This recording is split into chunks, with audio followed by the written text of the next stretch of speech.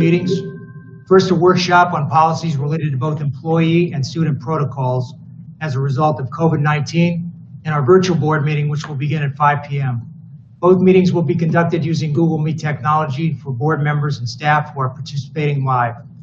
Viewers and listeners can access the meeting today by either watching on Comcast Channel 235 or by using the YouTube link on our webpage at palmbeachschools.org.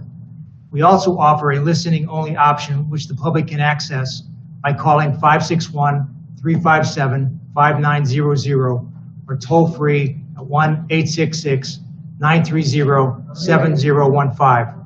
The meeting ID is 1-561-880-1124 hashtag. Just take that back off the screen for me, please. Before I call the workshop to order, last week at the end of the meeting, which I thought was the end of the meeting, we all left, and Ms. Brill made a motion that nobody was there to hear, and her motion was, she made a motion to adjourn. So in order for Mr. Harris to be able to sleep tonight, would somebody please second Ms. Brill's motion to adjourn the meeting from last week? Motion's been seconded by Mrs. Whitfield. All in favor? All opposed? The motion from last week is adjourned, and I believe that's the longest meeting, Mr. Superintendent, that this board has ever had. It lasted exactly 1 week. So, Mr. Yeah, it was rough on me, Mr. Barber. It's been rough. Mr. Harris can sleep tonight. I'll now call the workshop to order at 2:33 p.m. on August 19th, 2020. Mrs. Bass, please call the roll. District 1, Barbara McQuinn. Here. District 2, Chuck Shaw.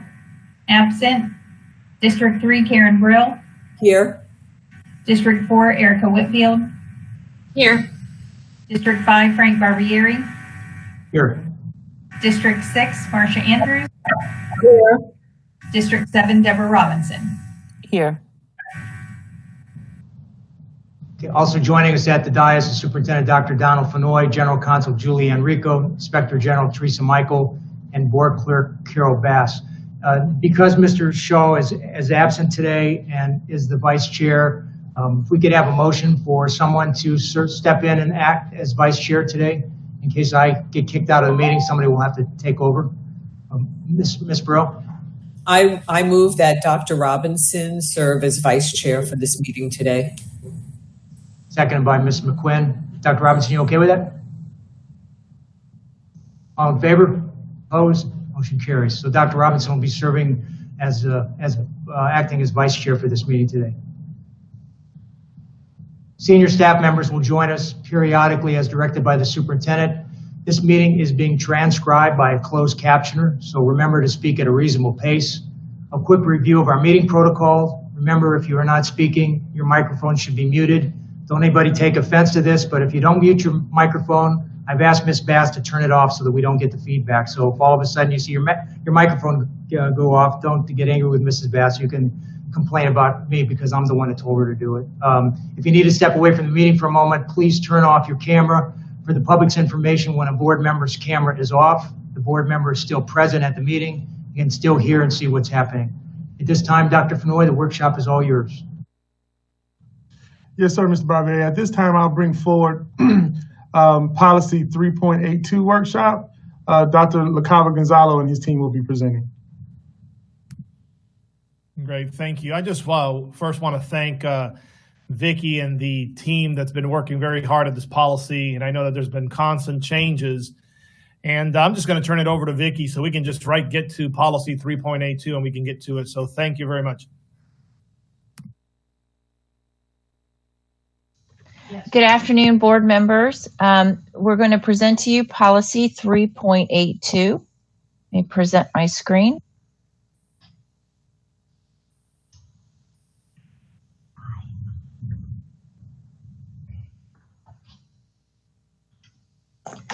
Hopefully everybody can see that. Just apologize in advance for any pop-ups that seem to come up as soon as I click on something. So this is from the Division of Human Resources, Policy 3.82. This is the employee protocols due to COVID-19. As you know, that 3.82 began as an emergency policy, which were interim employee protocols due to COVID-19 that was adopted in June of this year.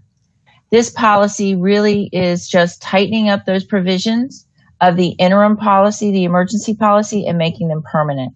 We're also changing some things that we found, for lack of a better word, loopholes, or things that we missed or didn't consider when we were initially doing this proposal way back in the spring and early summer.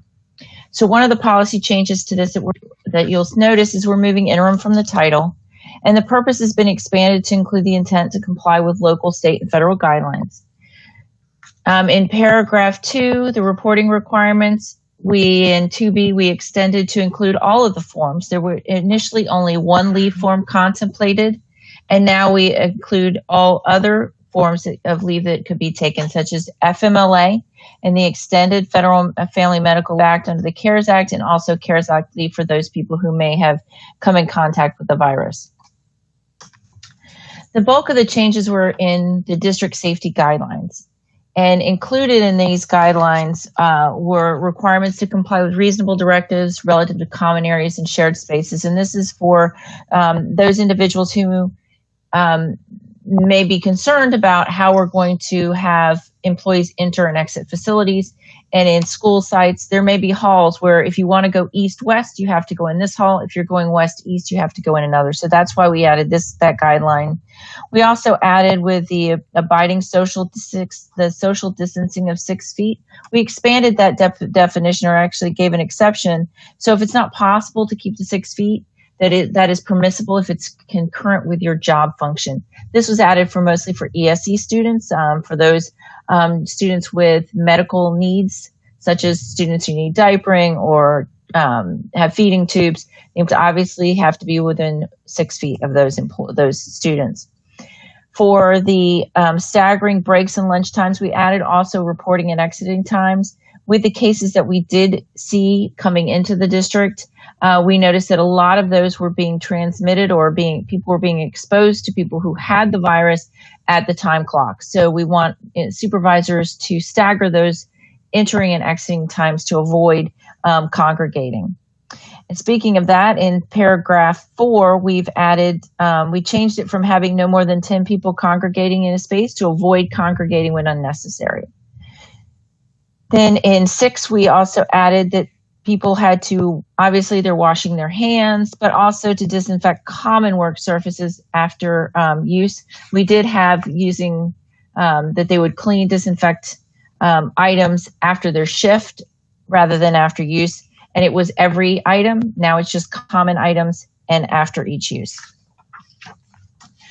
The other large changes in subparagraph 7. Initially, it was just wear face coverings at all times, and all employees must provide their own face coverings.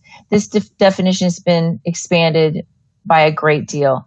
We took some of the CDC recommendations. We also used companies and things that were opening, particularly Walt Disney World. When they opened, we watched their mask policy, and as it morphed over time, as guests to the park learned ways to circumvent the rules, Disney tightened up the restrictions. So we wanted to start with rather tight restrictions and then ease off as necessary. So you'll see that there are face coverings is more defined than it was before. So it includes certain types of masks, excludes others, particularly it has to be 2 layers of breathable material that fits over the nose and under the chin so that people are wearing them appropriately. There is an exception that we have now built into that definition for those employees who are working outside autonomously, and they'll be more than 10 feet away from anybody else. We've given them an exception. They do have to get an exception with their supervisor for each job that they're doing to make sure that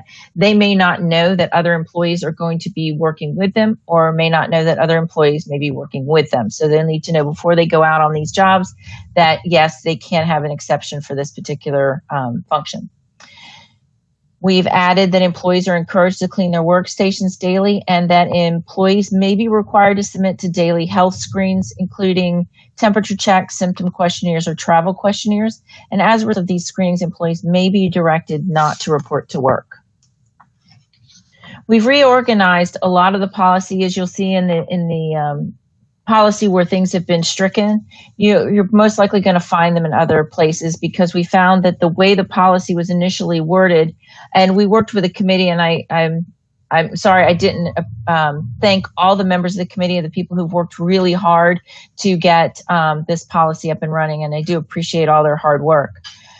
We did move a lot of these items that were moved to make the policy flow better, because when we looked at it originally, it was very difficult to find the information you needed because it wasn't sectioned off appropriately. So one of the other things that we've noticed in here is that we have a section now for employees who are returning to work after a positive positive test, or after being told to isolate due to their contact. So employees who have symptoms of COVID-19 while they're at work, it's more clearly defined in the policy of what they need to do, specifically that they need to go home, and then they need to comply with the requirements, which is all in paragraph 7 now, about how employees can return back to work either because they have a positive test or because they were exposed to the virus. Then in subparagraph D, we've now added a provision to explain what remote work was. We know that there was a lot of confusion with employees of whose job functions could be performed remotely and whose job functions needed to be performed on site. And definition is an industry standard. It's 80% of the job function must be capable of being performed either through a digital platforms without commuting to an office or a centralized location. We've also added a provision in here that it's at the supervisor's discretion, but the employee has an opportunity to discuss it with their supervisor. And if their supervisor still denies the remote work, that they can appeal it to the supervisor up the chain of command. So we felt that would be appropriate for employees to understand that. We now have a section, the responsibilities of an employee with a positive COVID-19 test. A lot of the same requirements are still there that were there before. But as we said, we took some of the return to work provisions. We've put them all in paragraph 7 now. We had required check-ins that if an employee tested positive, they had to check with their supervisor every 3 days. We've changed that to weekly just because we felt that it might be too cumbersome for the employee who is sick. And then we've also added some information about contact tracing. Originally, it just said close contact within 6 feet of other people. We've used the CDC definition there, where it's 6 feet for more than 15 minutes. And that definition has been changed throughout the policy. The section on responsibilities of district site supervisors, this has a better grasp for the supervisor of how this contact tracing, and we're using the term rather loosely. It's not the contact tracing that the health department does. It's just for our own purposes within the district. So this says in several places now that the supervisor has to securely maintain the contact tracing report that they get from the employee, and that they are prohibited from providing the name of the employee who tested positive when notifying other employees. And to that end, the supervisor has to notify the employees who have been provided by the employee who tested positive, provides that list of people who they've come in close contact with. The site supervisor then is responsible for then notifying all of those people on that list to make sure that they know that they may have come in contact with some, or they have possibly been exposed to the virus, and that they need to follow the policy to self-isolate and then be tested within 12 days, or 12 days after the last. Yes, sir. Can you hold 1 second? We lost Mrs. Whitfield through the storm. I want to make sure that she can hear us. Sure. IT's checking.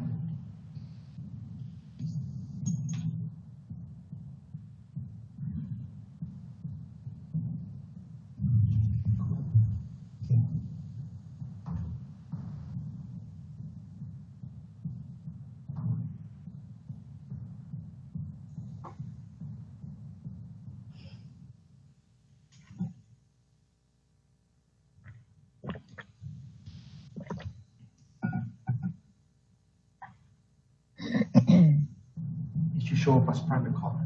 That's one. She would have said something. Mrs. Whitfield, can you hear us?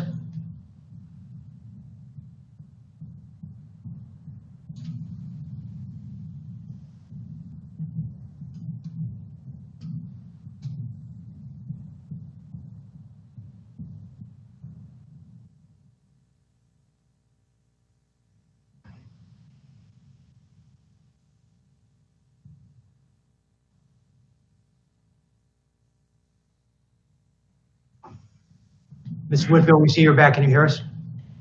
Great. Oh, I'm sorry, Ms. Bray. Go ahead. Thank you so much. My internet actually went out, believe it or not. So we're back. All right. So going back to the responsibilities of the district site supervisor, as I stated previously, employees who test positive will give their supervisor, and this has been in the emergency policy as well, they're going to give their supervisor a list of people they've come in contact with. The supervisor has to maintain that confidentiality and then inform those people of the potential for their exposure. The policy was also changed to notify not only risk management, but also maintenance and plant operations and the Department of Environmental Services.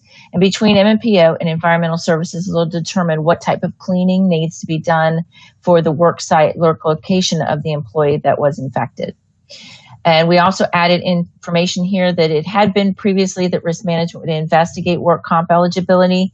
That investigations will only occur should a notice of injury be filed by an employee. For the responsibilities of employees who were possibly exposed at work, we changed the title of this provision only because there was some indications previously that it looked as though these provisions would apply to somebody who may be tested positive due to their work situation. This is for people who were possibly exposed at work. So that's that contact tracing list that we're calling that employees provide and the supervisor notifies. So these employees will be sent home to self-isolate for 14 days and instructed not to return to work until they comply with the provisions in 7B, which is the paragraph we'll get to in a minute about returning to work. Then employees have to do that contact tracing again. But in this case, the employee is going to hold on to that list. They don't give it to their supervisor right now because one reason we're asking them to do it early is so that the employees have a fresh recollection of everybody they came in contact over the 2-week period. We don't want them to be sent home to self-isolate for 14 days and then find out they're positive and then have them go back of who did you come in contact with a month ago. So we want to make sure that that information is fresh. They hold on to it and it's not needed to give them to their supervisor unless they do test positive. We did remove the request for enhanced cleaning in this provision because it wasn't really necessary at this point. We're not sure if that person has symptoms or has a positive test. This also allows for the employee to work from home remotely if it's possible under that definition. And it also has those provisions that were contained in other sections where they can appeal it to the immediate supervisor. The biggest change was in paragraph 7. We now have a set section where we took those pieces from other parts to have it all in one spot. Well, this is how you return to work after you've been required to self-isolate. So paragraph A deals with people who were sent home with a positive test. They have to have resolution of a fever without medication, improvement in the respiratory symptoms, and a negative COVID test that was taken more than 12 days after the first positive test. Now, this is under the CDC guidelines, this was the test-based strategies. They do have a symptom-based strategy, and the committee felt the test-based strategy at the time was the most effective and would give employees and their coworkers the most comfort. The fact that by the time when an employee returns, it's not because they say they're better, but because a doctor has said that they can return and they're no longer contagious. Then we have in paragraph B, these persons who were potentially exposed at work. This is again that contact tracing that the supervisor notified them. They have a self-isolation for 14 days after their last exposure, which would be their last day at work since they're not necessarily going to know the employee with whom they came in contact with who is now positive. Then they have to have a negative test result. And again, these are not antibody tests, but the antigen tests to see if they have the virus. And then if in this case, if the person comes up with a positive test, then they circle back up to 7A, which has the requirements for the positive test. The next things that would change was in the employee with high risk categories. We removed the reference to age because at the time that we were drafting this, the CDC had removed that or had in the provisions, it was 65 and older with high risk factors and individuals with high risk factors. So we took the age out. The challenging part of this policy has been trying to keep up with the changes that the CDC guidelines have done themselves. So it's been like chasing a ghost. So, we may need to change some of these based on recent changes to the CDC, but we did want to bring this forward to the board as an option. Then we have the consequences for noncompliance. We've added a requirement for training. There is a training module right now for the current emergency policy. We're in the process, as soon as we have what we feel is the official draft of the new policy, the permanent policy. We're going to alter the training module to the extent necessary, and then require everyone in the district. Everyone will be auto-enrolled and have to fill this training out. It's now in the policy that it's required, and that they'll have to acknowledge that they attended the training session. And it is a webinar, so it would be at the employee's convenience. We also added in a statement that requires employees to continue to perform the essential functions of their job, but there's nothing in this policy that should be construed to allow them to not perform their job. The last change is in the duration. As an emergency policy, it ends 90 days after it was adopted. So in this case, given the nature of the virus, the nature of the constant changing nature of what we're asking employees to do and what we're required to do, and then also the community spread of the virus, the superintendent would have the authority to suspend, revoke, or rescind parts of the policy based upon information gained regarding COVID-19 cases and the circumstances in our county. Without this provision, the employees would constantly be wearing masks and social distancing and have these testing requirements and self-isolation requirements until the policy was ever repealed. So this would allow the superintendent to use that dimmer switch he's talked about. So maybe we can have people in close contact and have meetings again with more than 10 people, but maybe the masks need to stay. So that is the last of the changes. So are there any questions? Ms. Burrell, go ahead. Thank you. So maybe it's just me. It just feels a little disjointed to me going through it this way and then discussing the policy at the next meeting, which I did pull so that we can discuss changes. But I do have two questions. So if I may, Mr. Chairman, I'd like to address them individually. So the first question is, what happens when an employee arrives without a mask or a mask that doesn't meet our specification of 2 layers? Well, at this point, the intent is that the employees will be, the policy will be explained to the employee that they need to come in with their own masks, but it's my understanding the district will be able to provide masks to those employees when they come in if their mask doesn't meet the requirements. Okay, and then if I may, my second question, and maybe it's not appropriate for this, but the burning question that I'm receiving, and I'm sure my colleagues are as well, has to do with what the process is for employees who are health compromised, who need to request the ability to work from home. That's not something addressed in this policy, but it's something that I'm hearing constantly from people. Can we discuss that as part of this policy?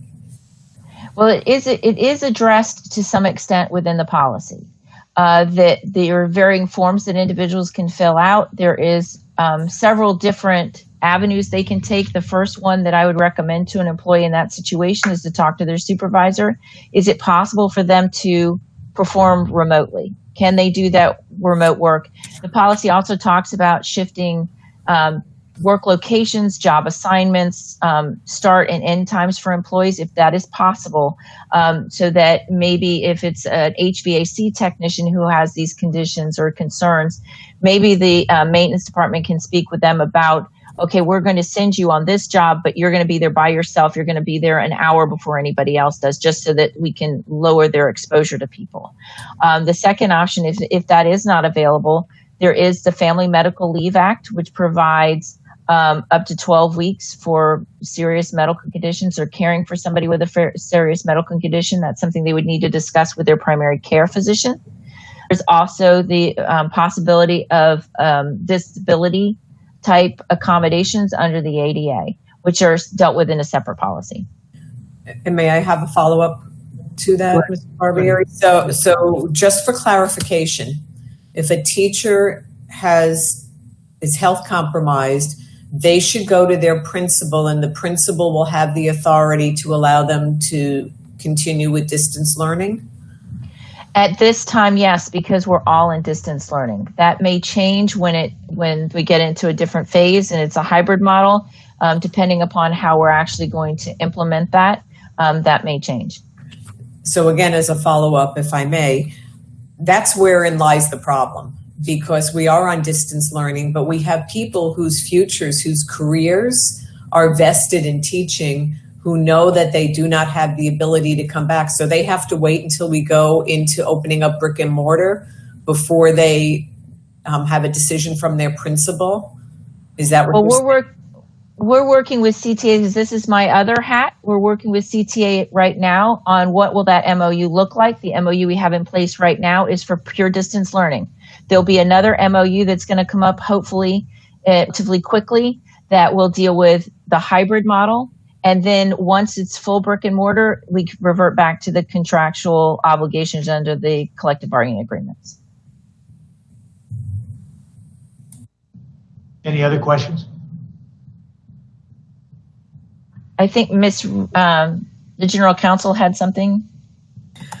Thank you. I was just going to ask Ms. Bernard to comment on some of the legal implications, ADA, et cetera, because there are some legal aspects that we just, would want to highlight and then perhaps follow up with some additional guidance. Go ahead, Ms. Bernard. Sure, and I think Vicki touched on it without going into too much detail, but there is an ADA option that is out there to employees, FMLA. Under the ADA, certainly there's what is called an interactive process where the employee works with the ADA coordinator, and through that process, an accommodation is certainly something that can be explored and may be an option. And so, Vicki's a part of that process and on the team exploring all of that. And she raised it without, going into too much detail here, but that is certainly something that's available, as well as the FMLA, which she also touched upon. So there are certainly options out there for employees to explore. Mrs. Whitfield, go ahead. So one of the things that I talked with Ms. Evans about on our call was I have had some teachers and some higher level staff complain about who determines what 80% means for you, and what if 80% of your job is truly something that you can get done virtually, or if you need to be in person. So I just wanted to clarify, if a staff member has a concern about that decision that their immediate supervisor is making, what did you want them to do? I just wanted to make sure we got that very clear. They go from their immediate supervisor to their immediate supervisor's supervisor. So in the case of me, if it were one of my employees and I rejected the remote work, and they, we had a discussion, an informal, I guess negotiations, for lack of a better word, about what the part of their job can be performed remotely. If they are not happy with my decision, my supervisor is Dr. LaCava, they would go immediately to him. It's based on the actual job function and the needs of the department, is what the 80% is based on. Ms. Brill. Thank you. So just to clarify, because we do anticipate going to brick and mortar, we know we're not going to stay in distance learning forever. Should employees at this juncture access those forms and start submitting them now with that anticipation, rather than bombard the people who are handling those types of circumstances? As soon as we know we're opening up, if there's going to be a flood of paperwork, can they start now? Because a lot of these people, their circumstance is not going to change between now and when we open. Yeah, that's a tough call, because they can start the process now, But at this point, because we're in distance learning, we can accommodate someone to teach distance learning. Once we get into a hybrid and to full brick and mortar, we've had those, let me go back. We've had requests for accommodation over the years for teachers pre-pandemic to teach remotely, that they want to teach from their home or do distance learning. And we've never been able to accommodate those because the teacher needs to be in the classroom. So it's going to change as the process moves along. And once we have the MOU with this teachers union, we'll understand where we are. They can start talking to their primary care about that, but submitting it to the ADA coordinator, what the request is at the time, if it's addressed now, looks very different than if it's addressed later. Does that make sense? Yeah, and one more thing. This is Dr. LaCava. Dr. Fenoy has given us the approval to hire an additional ADA coordinator to start addressing the numbers that we expect, or hopefully, not hopefully, but expect. So that's another thing that we are planning on hiring in the next couple of weeks. Dr. LaCava, I have a question for you. So when we met the other day on the virtual meeting, we talked about serious underlying medical conditions, and I thought you all agreed that you would insert a link to not only the CDC, where they define serious underlying medical conditions, but also the district COVID page that lists those things out. I don't see that in the policy unless you're going to make that change when we get to the board meeting today. Yes, we are going to make that change, so you'll see it in the second read. Okay. Yeah, we haven't put the hyperlinks in just yet. The hyperlinks will go in at the next meeting. Okay, thank you. Go ahead, Ms. Bernard.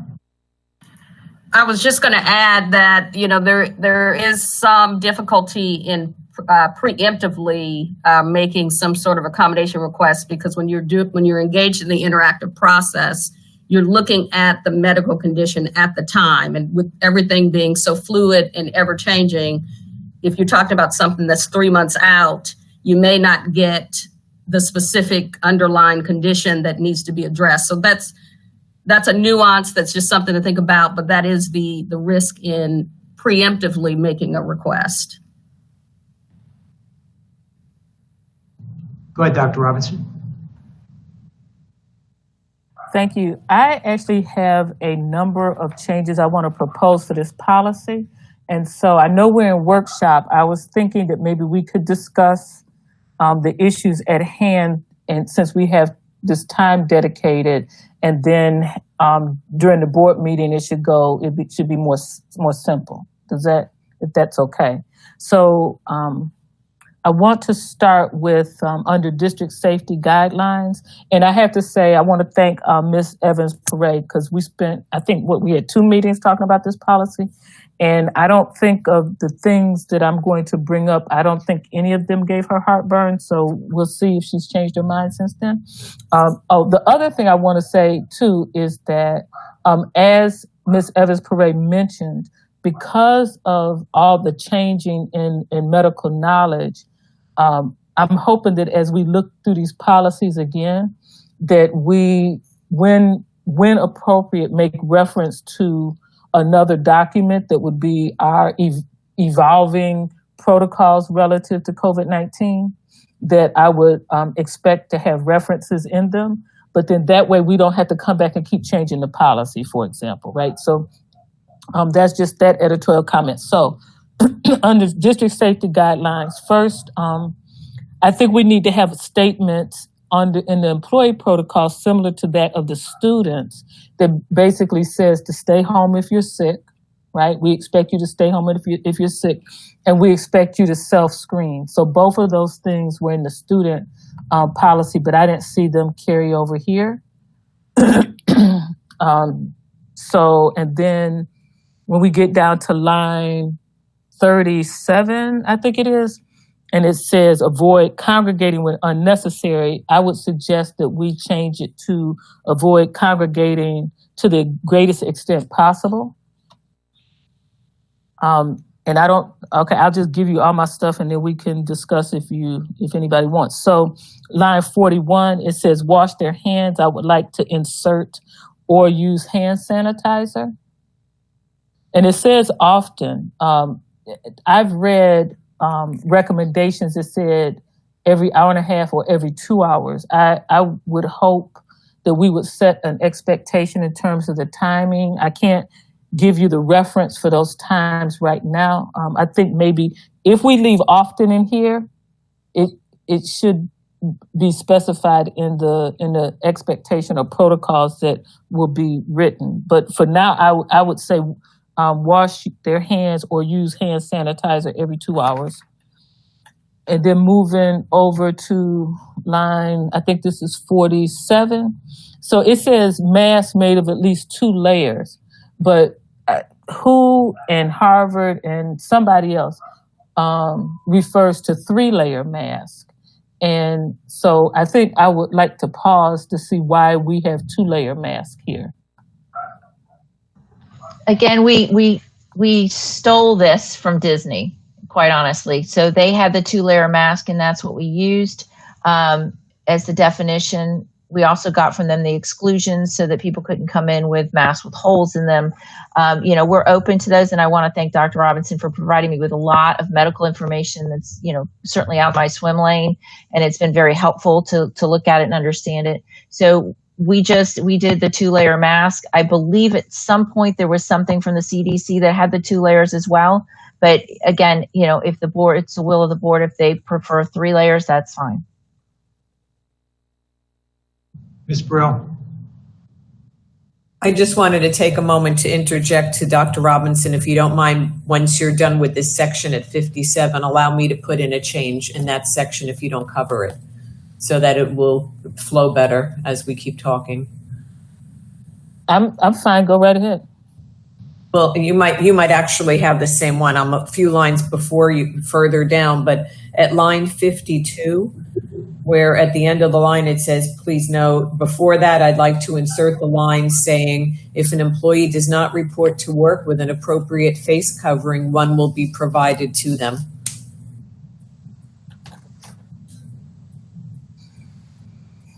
Okay, shall I continue?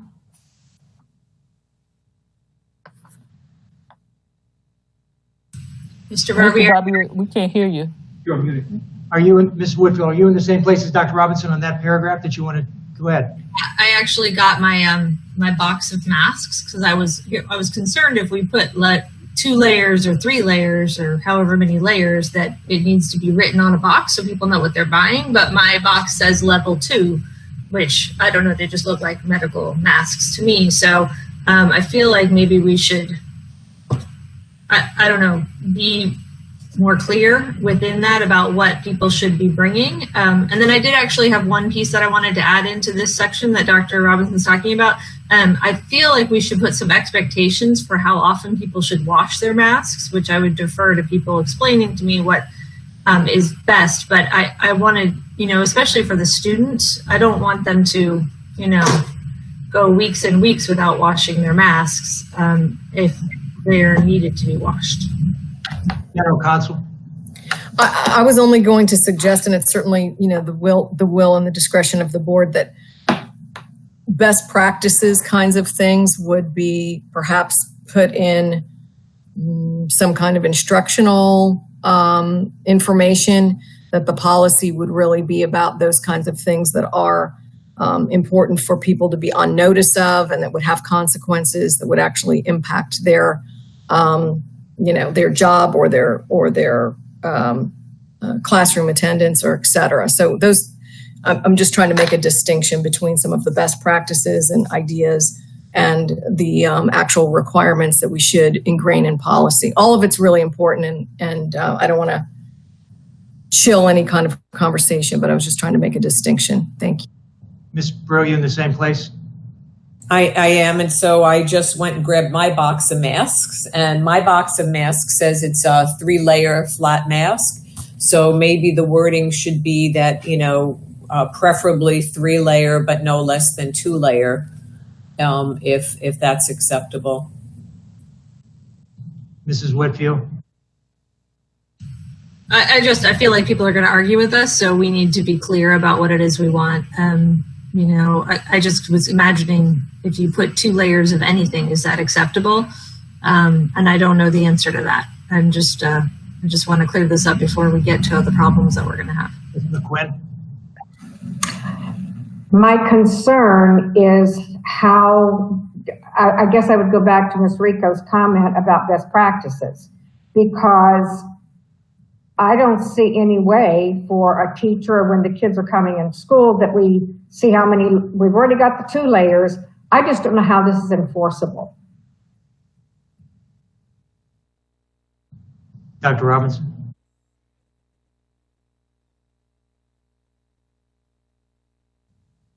Okay, thank you. So, all right, so I understand about the enforceability piece. My goal is to make a statement about our expectations in terms of protecting health, right? So this kind of reminds me of some other conversations we've had in the recent past around safety.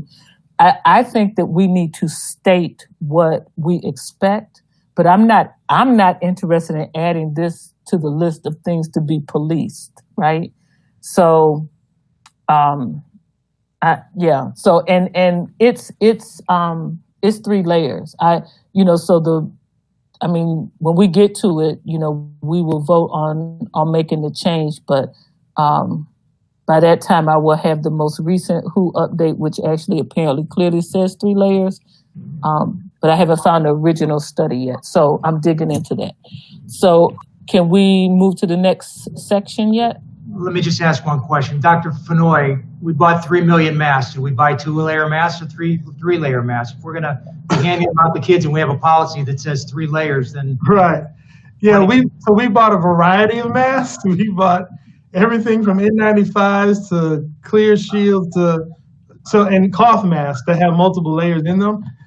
So we'll have to look in the warehouse. But if I had to get some feedback right now, I think to one of your points, the ability to scan everyone's mask to see what it is I could do that on my floor and wouldn't be able to do that. So, if I would be careful just to stick with the mask. And because again, the CDC keeps changing the guidelines, and as the year progresses, you may not need a 3-layer mask. It just may be a face covering. So I think I would just hate for us to put a bunch of stuff in policy that will never really be, again, with 200,000 kids potentially at some point coming back and 23,000, I just can't see us. Let me see your mask and measure it. Even that whole process.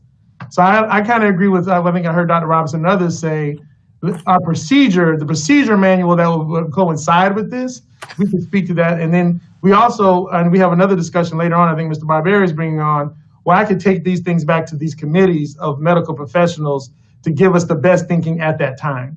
So I would prefer to keep this as broad as possible, and then we make the adjustments in real time. That would be my preference. Mrs. Whitfield, then we'll go back to Dr. Robinson. Well, maybe Dr. Robinson knows, is there an updated site that we could just reference to that is best available knowledge of the day? I'm sorry. I thought my mic was off. Okay. I wish it was that easy. There's a lot, but I pulled up a news report saying this, and everything you look at now, I'm learning.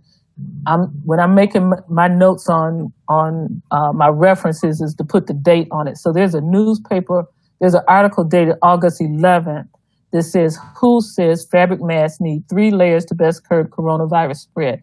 Now, what I'm now trying to do is find that on the WHO website. And then the other thing that we have to understand is this whole concept of the evolution of medical knowledge. And the other thing is that you can easily get conflicting information because the tests weren't set up, the studies weren't set up to answer the same question. So, yeah, I'm sorry, it's just not that simple. I wish it was. Mrs. Rico. So just as a suggestion that we've been considering as we have worked together with the teams developing this policy, and then the other one that you're going to be considering today for the students, and as we move forward with these various best practice ideas. The challenge is that it's the best practices are moving, right? And so this is life collides with policy making. The policy making piece says you have to have a static, finite, not vague, easily understandable, on notice information. So we have these two sort of tension points. And so the suggestion that we were going to offer as we go to, bringing this policy forward as we move into final adoption would be to come up with a link that would link it to the best guidance of the day, if you would. The next question is who decides that and which one of these reports, guidelines, CDC things are we going to choose? That's another point of discussion, but just to be able to have a daily snapshot of what that is as it evolves, because the other option is coming back, as Ms. Evans had pointed out earlier, every time we want to change, because medical guidance has now come out to say it's a 2-layer, not a 3-layer, or a 5-layer, or no mask at all. We'll be constantly coming back with actual policy adoption, which is extremely cumbersome, as you all know. So that would be just a suggestion to keep it updated and fresh and available to members of the public to understand what we're expecting. And Mr. Barbieri, to answer your question, staff just texted me. We have purchased 3-ply Hanes cloth masks for children and disposable 3-ply masks. We are not sure of the layer that we received from FEMA. So that would be the only outstanding one. So all the ones that we have purchased, and that was not a jab at FEMA, federal government, but the ones that we have purchased are 3-ply.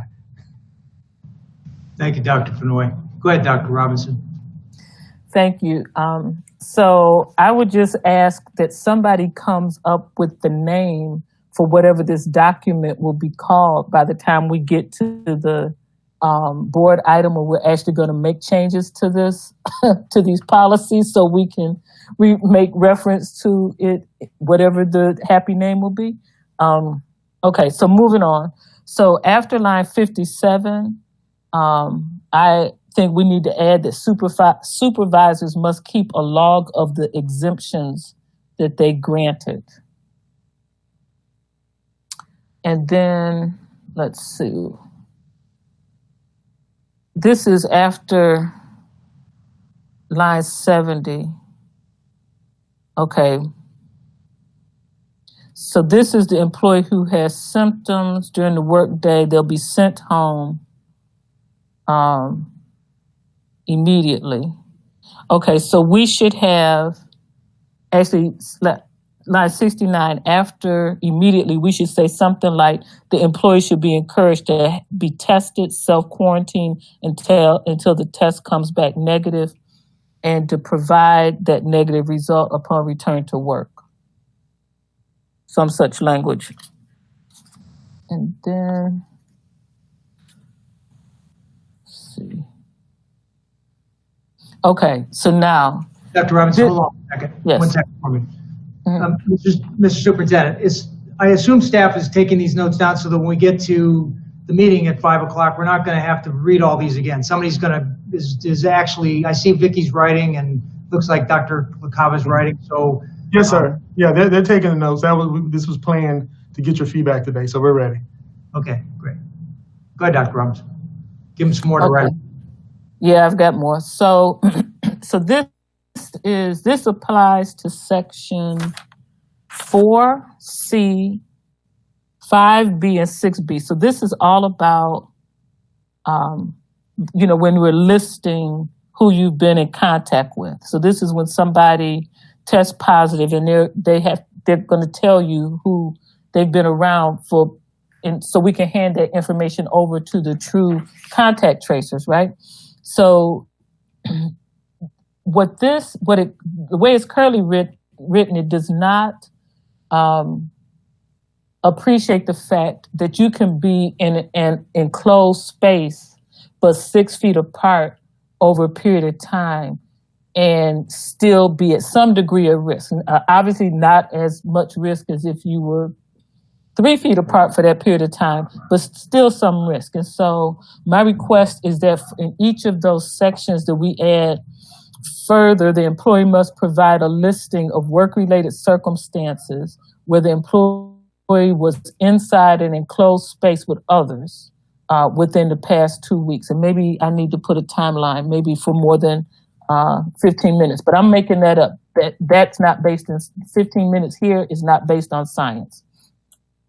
But the enclosed space, while this is not part of any guidelines that I've read, it just makes perfect sense because what I'm trying to do is cast a wide net. What I want to do is to make sure that everybody who may have contracted the virus at work gets tested and so forth, right?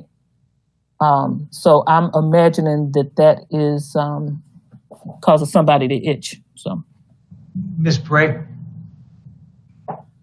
My suggestion, Dr. Robinson and I had talked about that. My suggestion would be to add a 3F under the district safety guidelines and define close contact so we're not having to repeat that long litany of what close contact means. So that would include, somebody within 6 feet for more than 15 minutes or where the employee, due to work-related circumstances, was inside an enclosed space with others for more than 15 minutes.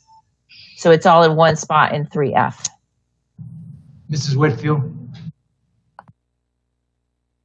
I can't help but think, I know this is probably going to be one of our most read policies ever, but I still don't think the general public is going to read it. That works for us. I'm hoping that we can create some really easy signage that sort of creates these expectations and put them up absolutely everywhere, because there's a lot of detail here, and I don't want people, I know people want to try to do the right thing. They want to come back to work.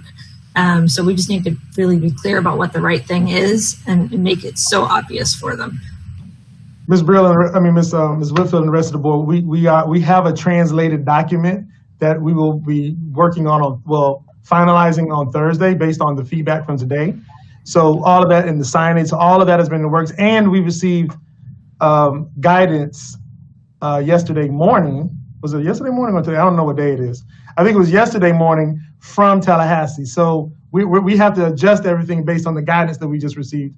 And it might have been this morning. I think it was Julian. I can't even keep up with the days because it happened so fast. So to your point, translating this policy into language where people can understand with signs and videos is all in the works right now. Mrs. Andrews? Uh-oh. Mrs. Andrews had her hand up, but I don't see her. There she is. Mrs. Andrews, you had your hand up? Yes, I'm on my personal laptop now. Hopefully you can hear me, and I missed some of your discussion. But this is a lot of work for the administration. Hopefully there's some kind of training so that they will have the support necessary to pull this off. We have a whole lot that we're asking for our employees as well as our administration to do right now.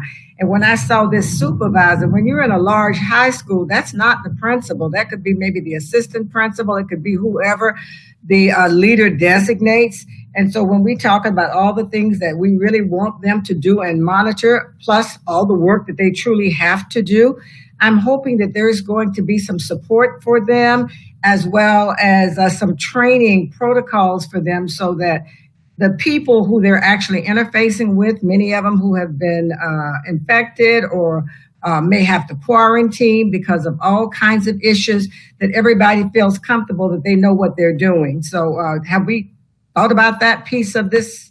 Maybe it's not in the policy and it's coming later. Yes, we've thought about it. The team is actually has the framework for the training already designed.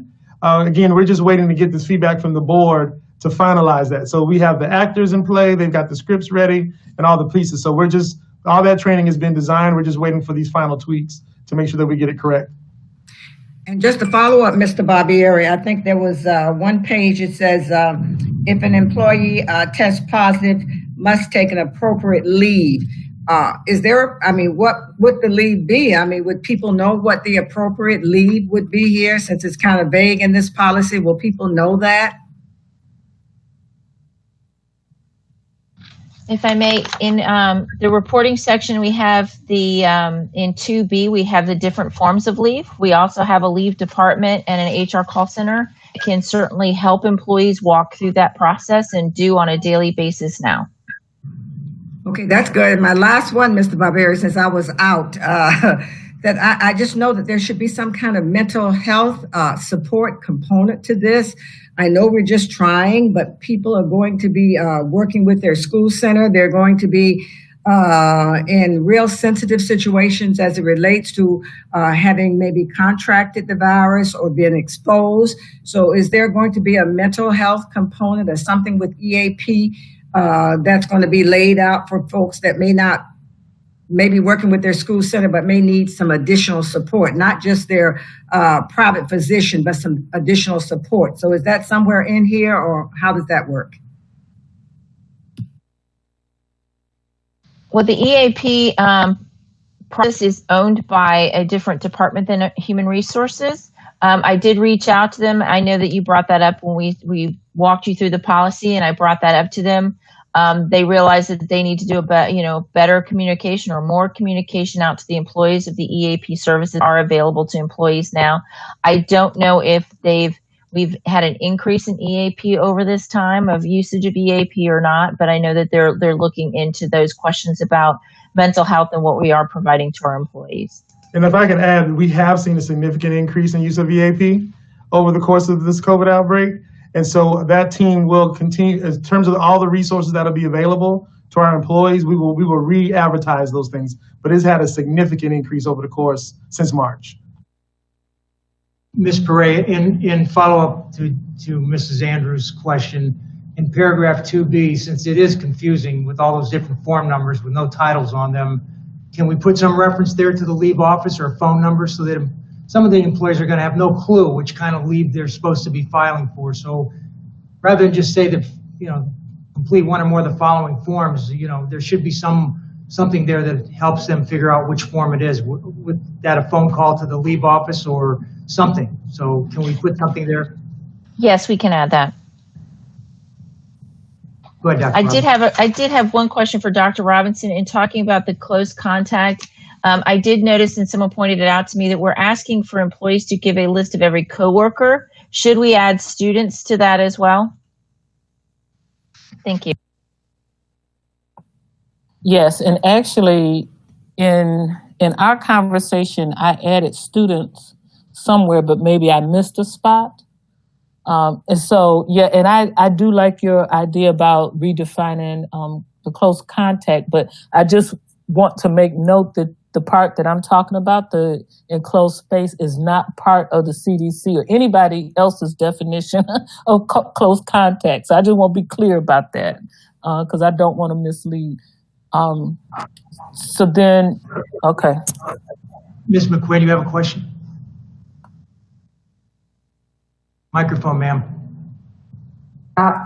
Rather than delineating, here's what I'm thinking of. I'm a teacher and I'm working with the bookkeeper in a closed space. So it's really any school employee that I'm in contact with or student, right? Anybody in the school building.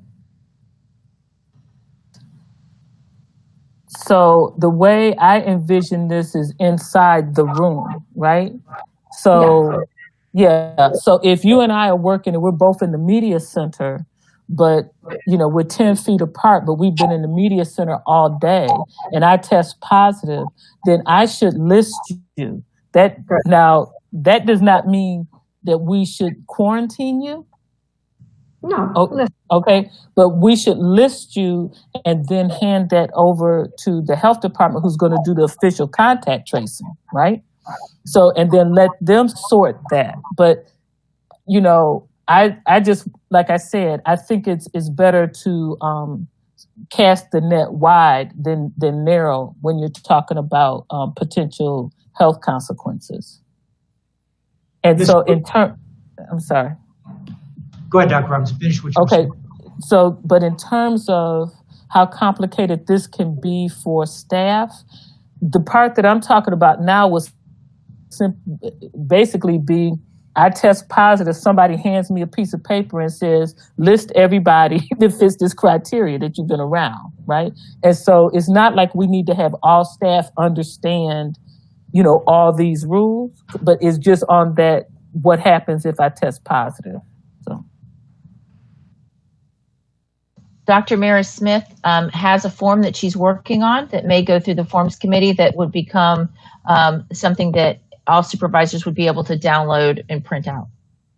Ms. Brill and Ms. Andrews have questions. Ms. Brill first, then Ms. Andrews. Actually, I was going to wait till the end because it was referring to your conversation and to, I think it was Mrs. Whitfield's, but just with regard to people not understanding the requirements, I don't know if any of you have explored our website, Going the Distance Together, but there is a page that has links that answers questions for the public. And we could have something like that on our website also for employees. And maybe perhaps a visual roadmap. If this, then this, showing them, what to do in what forms. But I wasn't going to interrupt again, but I think there's a very clear way we can communicate. Ms. Andrews. Mrs. Andrews. Yeah, communications is very critical. It's so much that's happening to people, the administration as well as the employees. And I just want to make sure that no one's going to be penalized as we begin this process. When we get into phase 2 and we begin to get back on campus and we have this policy approved and we have all these signs and we have all of this website information, I just hope there's going to be a period of time that the administration as well as all of us, as we work with these folks, if they make a mistake and not able to follow something that we told them that they must do, there's going to be some kind of grace period to help them or try to give them the training. I heard you say that there's going to be some training that they will be getting, but hopefully when people are sick or they're going through something, they may not always follow the right process that you've asked them to do just because you told them. If I'm infected, my brain might not be functioning the way it would function if I were okay. So I'm hoping there's going to be some kind of grace period of support for the employees if they get mixed up throughout this process. Can anybody help me with that? I mean, we'll certainly be patient with people, but I think that, I have to be very clear, when we set these policies and procedures in place, this is our backbone to move forward. But we will definitely, we've been humane up until this point, we will continue, but the expectations will have to be the expectations to protect the interests of the district at some point. But no, I have no interest in disciplining people for making simple mistakes. I think we will start, if we had to do discipline, it would be for blatant, purposeful infractions of the rules. Dr. Robinson. Thank you. So just to get all my little points out, then on line 99, where it says the area used by the sick employee should be closed off, I want to insert clean, disinfected. And then it goes on to read, and not accessed for a 24-hour period if possible.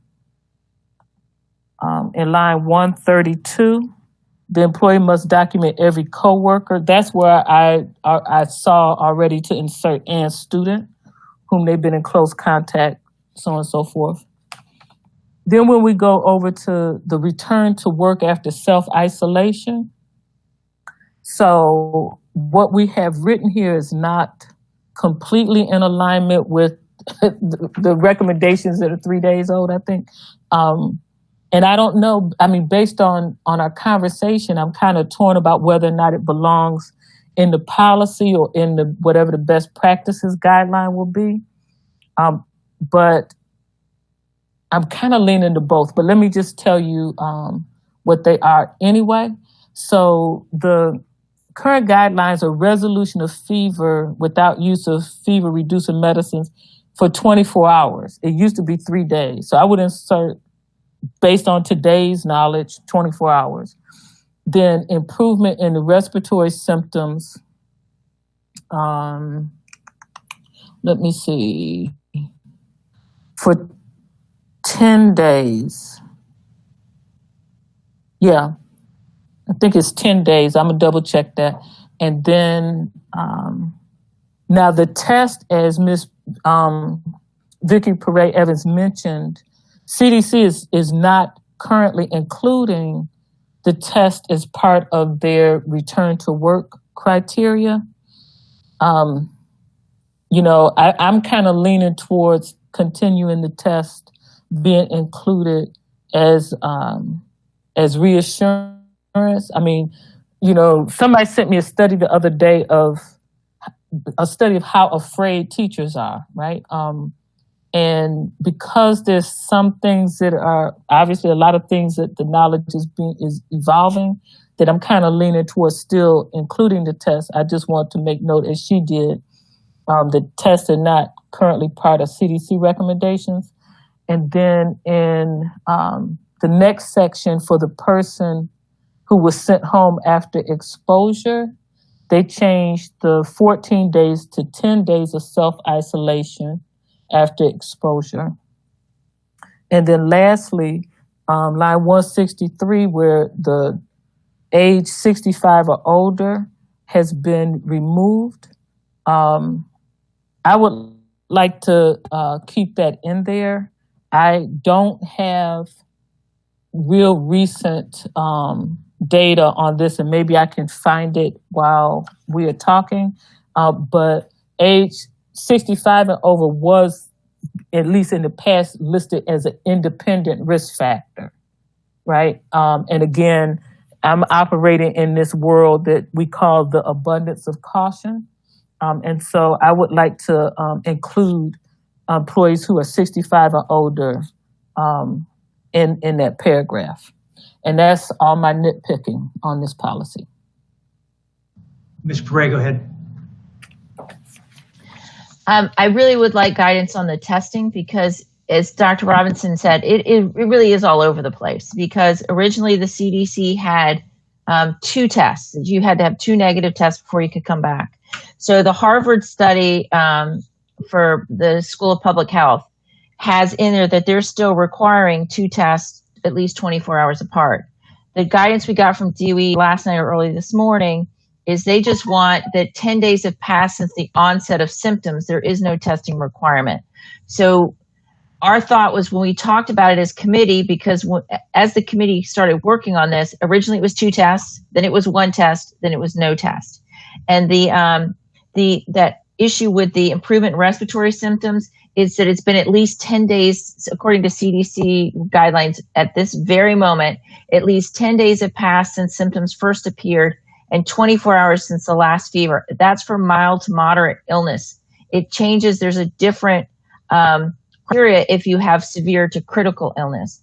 One of the reasons why we looked at maintaining this test-based strategy over a symptom-based strategy is, one, are employees going to be honest about when their symptoms started or when they ended, is one. Secondly, because they're sick, are they going to exactly remember the exact day the sore throat came on or the headache came on? We're not sure that they're going to have that, but we thought about having that comfort level for our employees and for the parents of the students who are attending. If we have a teacher who has a positive test or has been exposed to it, does it give a certain level of comfort and a feel safety to the parent or to the coworkers that the teacher, he or she has a document that says, I am no longer contagious. So that is a decision the board needs to make of whether they want symptom-based strategies or a test-based strategy.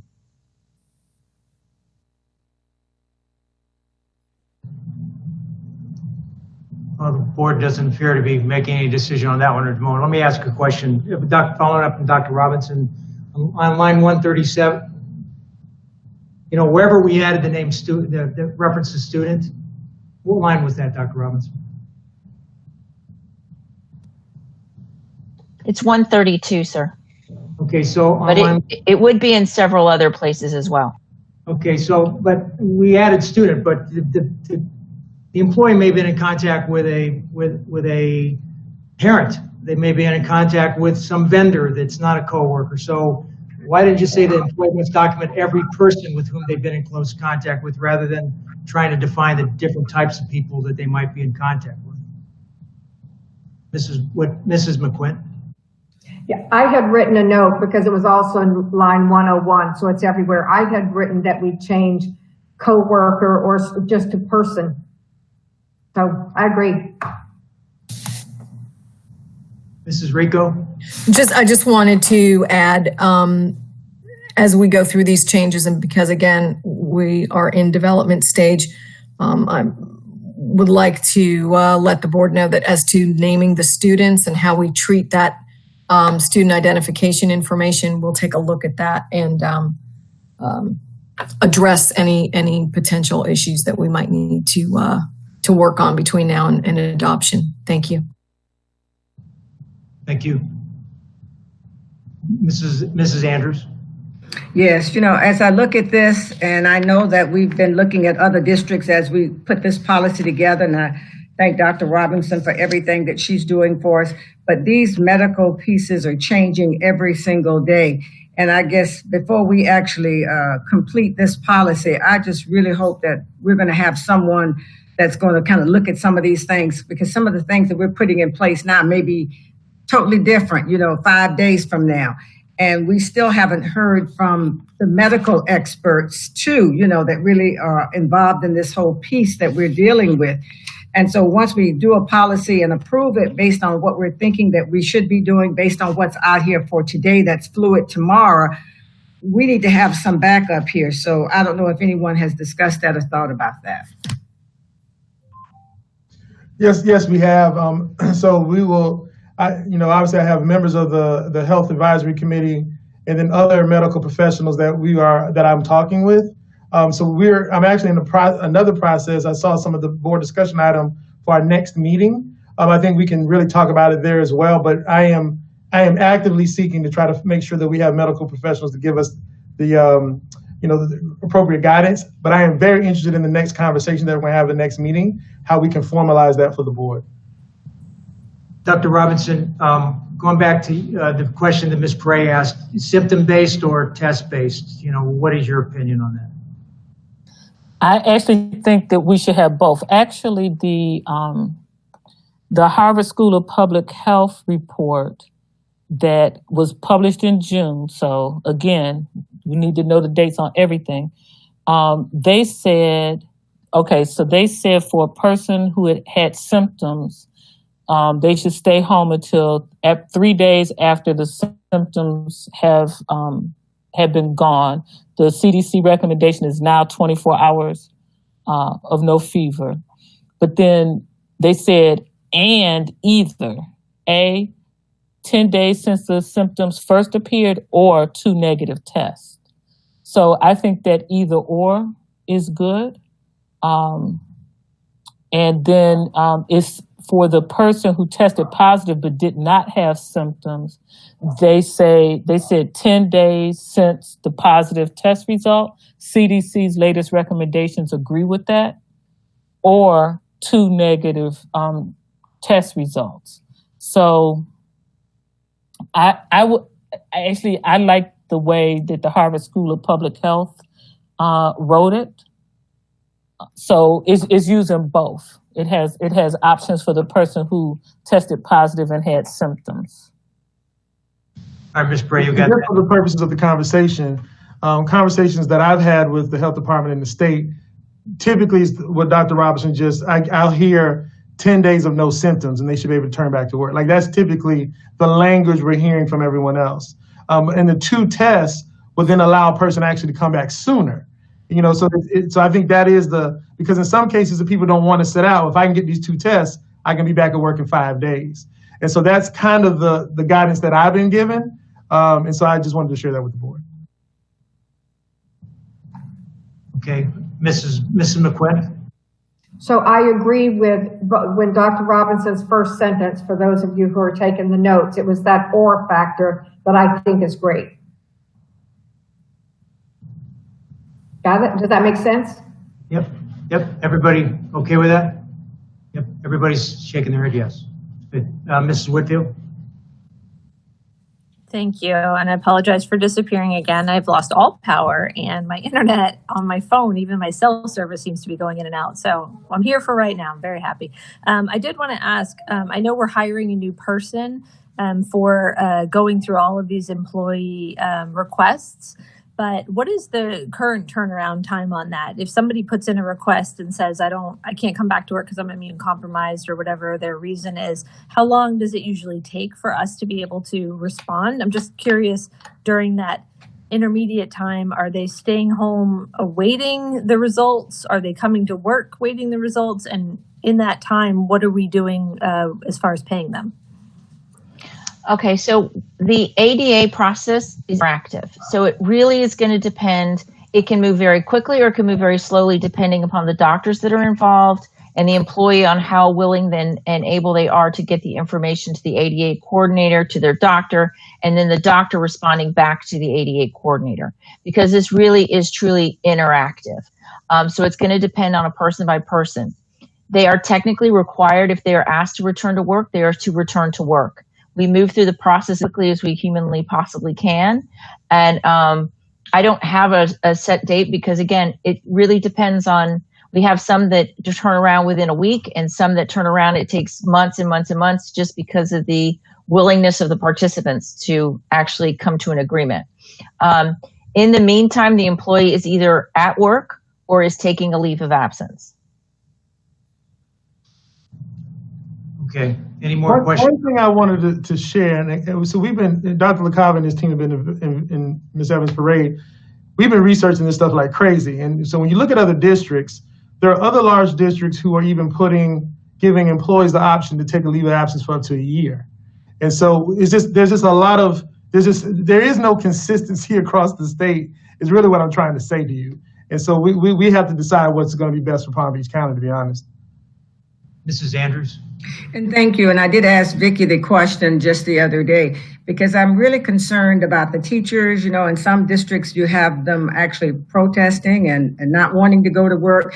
Are we working closely with the union? Have we put this thing together tightly so that we can hear the concerns from the teachers? We're putting this policy together. We're kind of working on a whole lot of different things, but we've got to make sure that we keep that communications line open with the teachers, the leadership for the teachers, as well as other unions too. So where are we with that? I know the last time we had a board meeting, we heard the CTA president saying that he wanted to get a little bit more concrete with the district so that he could have a voice for his teachers. So what's happening for the teachers as well as the other employees on this piece with this policy? Well, one, I sent, after speaking with you, we sent the policy out to all of the unions, their representatives, to make sure they had a copy of it, even though it's on the website and they know about it. We made sure that they had copies of it. I've talked to both Theo Harris and Justin Katz at length about the policy. We had a meeting with them yesterday I know that Dr. Sheffield, Mr. Oswald, myself, we're meeting with the union leadership as late as yesterday afternoon, talking about what the new MOU is going to be like. We're talking to unions almost on a daily basis, particularly CTA. The other unions have not been as forthcoming or coming to the table about certain issues that they have, but we have been reaching out to all of them, and we are in constant communication with CTA. And I would just add, I met with CTA today. I meet with them every week, and the union officials at SEIU, I speak to them regularly as well. So we keep them all in the loop on everything. All right, if there are no further questions on this policy, we can move to the next one, Mr. Superintendent. Thank you, Ms. Pere. Policy 5.326, student protocols due to COVID-19 workshop. At this time, I turn it over to Deputy Superintendent Keith Oswald and his team. Thank you, Dr. Fenoy. Good afternoon, board members. Policy 5.326 will be an emergency policy that the recommendations for the board to vote this afternoon on this particular policy that would be good for, it's emergency policy, good for 90 days. Within that 90 days, we will bring that back to you for 2 reads to update it based on what we learned. So also with this policy, we had a large team that's been working on this particular policy, including principals, principal supervisors, relevant district team to really support this, who reviewed numerous documents. There is a lot of research that is out there, a lot that we're learning day by day, some as early as yesterday on some of these protocols.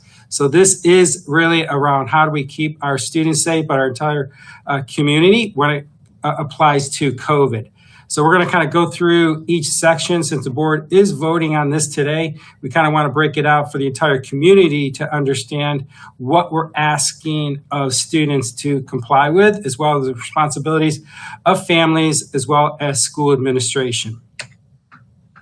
So this is, again, a brand new policy. So it is going to be very important for the school district to take numerous strategies to educate the entire community about what we're asking. So we will be working on, as Dr. Fenoy mentioned earlier, everything from videos, the student handbook, initially when students first come back into bricks and mortar, to a whole little orientation around what is new and what is different about school. What does this look like? So again, a number of different changes, a number of different strategies to ensure everybody understands what is new.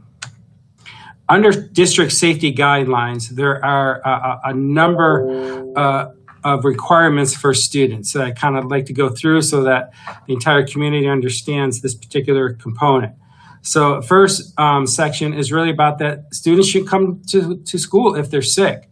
And within this section, we do list out all the symptoms, in particular of COVID-19 symptoms, you know, everything from fever, cough, sore throat, diarrhea, etc., are listed out here. So if you have any of those symptoms, you are to stay home and not come to school. Also under this section, we're asking parents to self-screen their students at home prior to coming to school. If they do have a temperature of 100.4 or higher, that again, you remain home and do not come to school. And again, that students shouldn't report to school if they're using any fever-reducing medications. Also, complying with all social distancing guidelines. There's going to be a lot of new procedures and protocols at all of our school campuses. All of our facilities have different hallways, different designs. Our principals are in the midst of reconfiguring what that's going to look like, one-way hallways, etc. So as the principals orient the students to these new guidelines, the students must comply to all of these changes. So we list everything from arrival and dismissal procedures, how hallways are used, etc. So again, a number of different pieces. Also in this section around facial coverings, and I'll go in more detail, just as we heard from the previous conversation, a lot of detail on the requirement of facial coverings. Also, again, congregating. We're asking and telling students they cannot congregate when on a school campus. Again, our buildings were not built for social distancing. They were built to come together. So again, we're educating everyone around that. Also that our students are not going to share any of their school supplies with one another. Very important piece. Under the facial coverings, we will provide students 5 washable facial coverings. And again, as we heard earlier, we detail out how those facial coverings need to be worn, that they need to be snug, fit comfortably so that they can be hands-free. We do list out that they can't have the holes, they can't be mesh. I know there was some conversation, this may come up later, regarding those facial coverings that have the valves. So this is not in this particular policy. There was a lot of discussion with principals and others with concerns around trying to police those with valves. So when we get to the discussion item, this may come up at that time. Also highlighting that when facial coverings would be removed. So for example, when students are seated and eating or drinking at lunch or breakfast, and then also during some electives that may require removal. And I know there's some board members that may have some feedback around that particular, some suggested changes at that component. Also, there's in this section a piece around those particular students who may need an exemption. So we have heard from some health officials that in particular some special needs students and others that may need an exemption to a facial covering. So one of those first alternatives would be a face shield. So the process would involve that we would train the 504 team, a 504 compliant team. One that the student would have to provide and the parent would have to provide from a medical professional why one would need to be exempted, and then the team would meet to review that process. Also, that students would keep their desk areas and others clutter-free. We will work separately when it comes to athletics, intramurals for separate guidelines in that section, a separate section for that. It's not part of this policy. And again, that students must be placed in distance learning if tested positive for COVID-19. Also, students exposed to COVID-19 may also be placed into distance learning. I'll go into that a little bit more in another section. And again, that report could come from a parent, a number of different avenues that's listed out there.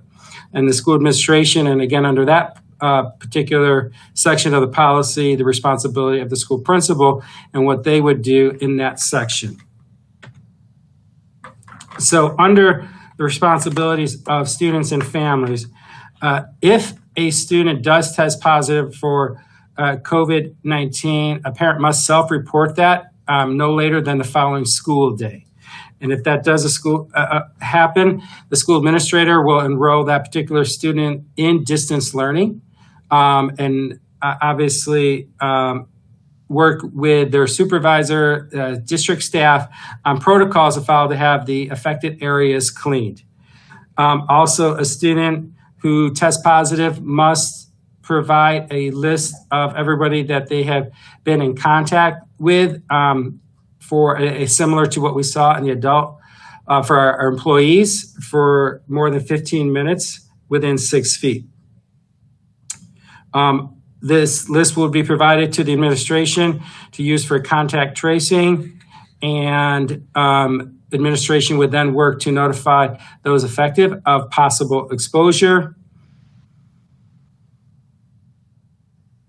If also in this section, if a student exhibits while in school any symptoms of COVID-19, they would be sent to the clinic, evaluated by the school nurse, and then placed in an isolation room until a parent or guardian picks up the student to go home. Then the student would not report back to school until symptom-free.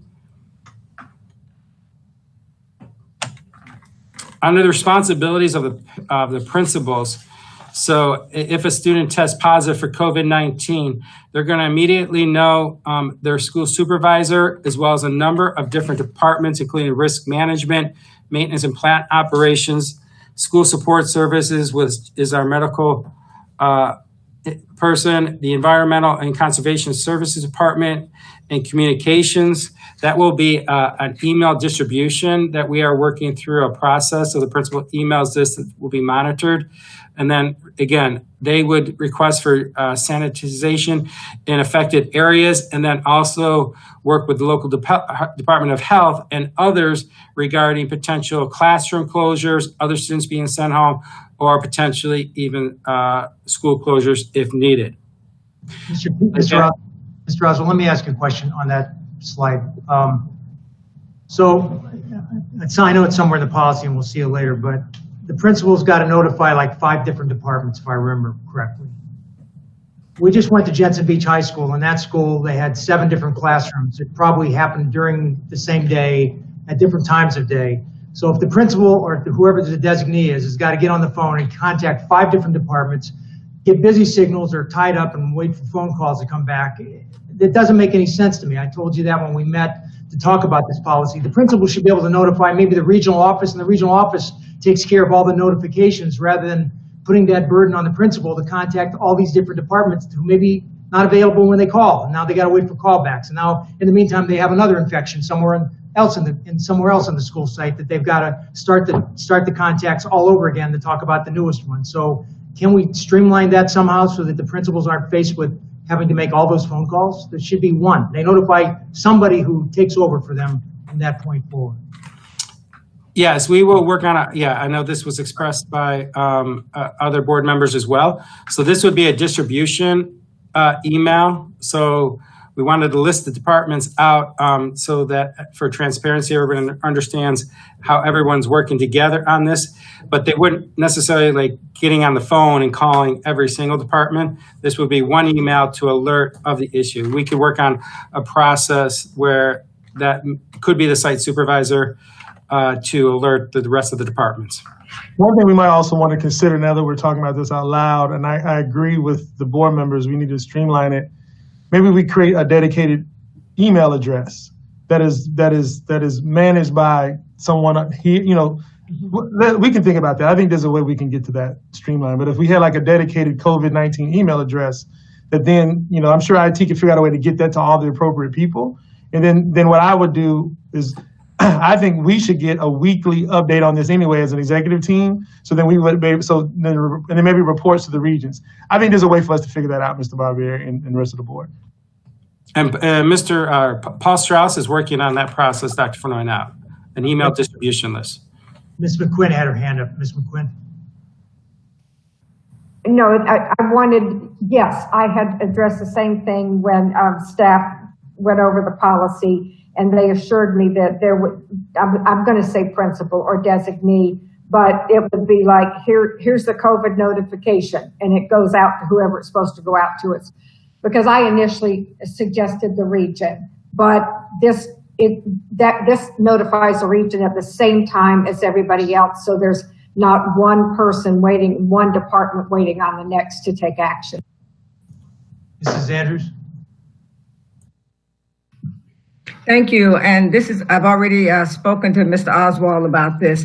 I'm really worried when we're saying that before the child comes to school, that the parent must make sure that, you know, that they don't have a temperature, that they're well, and so on and so on. This is going to be a problem.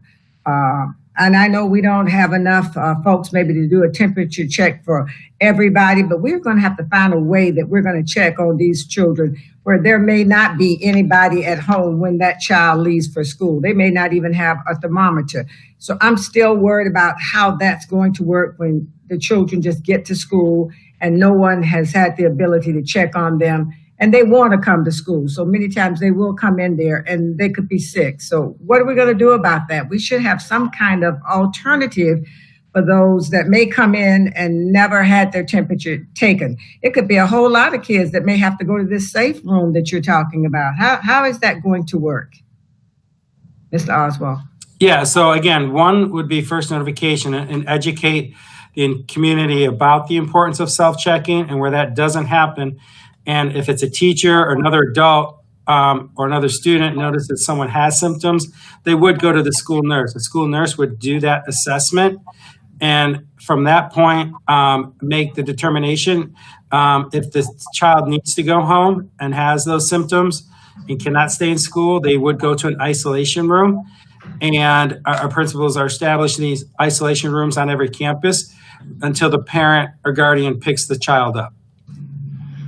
I just worry a little bit because this is where we come from, the equity piece, and maybe some of the folks will have a thermometer and they will be able to check their children before they leave out the door. We need to have some kind of emergency process, and we know it's going to be places like in my region sometimes and in other regions where kids are going to come and there's nobody going to know. They're going to be at school, and then all of a sudden we're going to find out that somebody's been sick and we weren't on the front end. So we've got to figure out how do we get on the front end of some of these issues that we're talking about, especially to make sure that children, when they're sick, don't show up to school. I'm concerned. I was looking at a picture just the other day and I saw somebody at the bus stop doing temperature checks of the children as they got off the bus. So I don't know. It seems like we don't have a backup plan. Is that what we're saying? We're just going to make sure we tell parents and we tell everybody you better do it. But if they don't do it, we're going to have a lot of cases. I'm not sure if I understand the request. So we are trying to educate and understand that we do understand. I mean, you're right. There are going to be some situations where students will not be self-checked at home. This is a 90-day plan, so we know that we're going to learn a lot in the short term. We are learning from other schools and what they're doing and looking at best practices. We've done a lot of research, so we'll continue to look at that. particular piece and see what other districts are doing, Ms. Andrews, and if we can make any adjustments.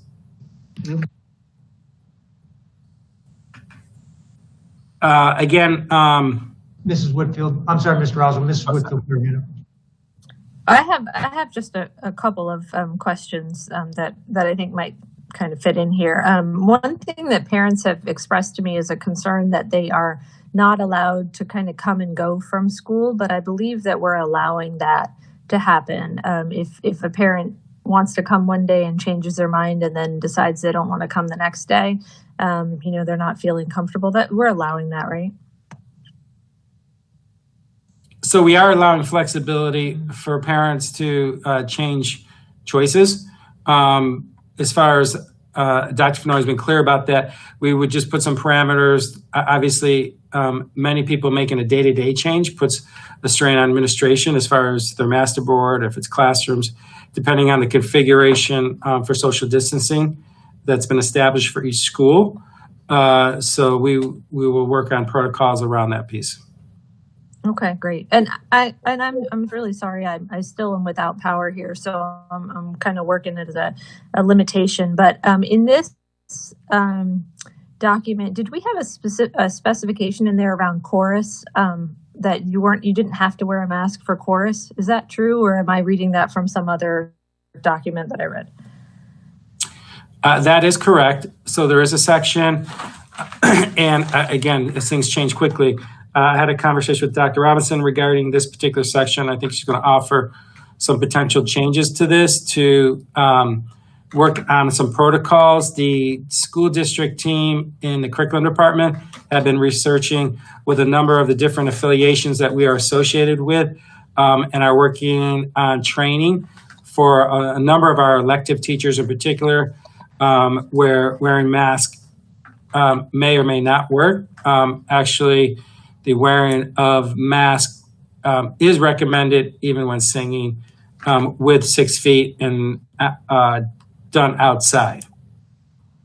Okay. And then, thank you. That would be good. I really worry about that because of stories I've heard about, high infection rates among choral groups. So the other thing that I just want to bring up again is I do think we should set norms for our teenagers around how frequently they need to wash their masks. I don't think that it's a given that they will do it if we don't say what that is supposed to be. And so even if we say, hey guys, remember when you go home this weekend, wash your mask at least once a week, wash them every couple of days. Dr. Robinson would know better than I do if there's actually a medical recommendation around that. But I do think that it's probably better if they are cleaner.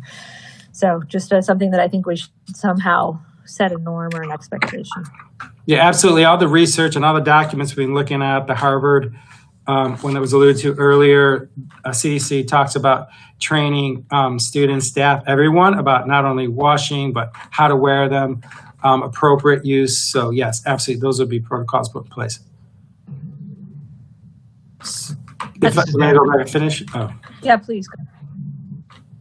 Okay, so almost finished here, then we go back to the questions. I think I left off. So again, responsibility of principals if a student tests positive for COVID-19. Again, I think we left off with alerting the number of departments. We got the feedback there. Again, the administration will request a list of the students that they've been in contact with and use that for contact tracing. This list would be obviously kept confidential. And then those potentially exposed, those students identified may be sent home for 14 days to self-isolate and not return to school until they are symptom-free or produce a test that shows they are negative. Also, the student who did test positive, again, would not return back to school until a test is produced to show that they are negative or that they've been isolated for 14 days and are symptom-free. And consequences for non-compliance, we would be following student code of conduct, but in particular, that is of concern are those students for non-compliance of wearing a facial covering, and that would not only follow student code of conduct, but also the student may be assigned and enrolled into distance learning. Again, a number of different documents have been used to develop this particular policy. It would be good, again, emergency policy, good for 90 days. And at this time, I'll turn it back over to the chair for any questions, additional questions or modifications. Dr. Robinson. I can add quickly, a copy of the numbered policy was added to the workshop part as well as in the actual regular agenda for later.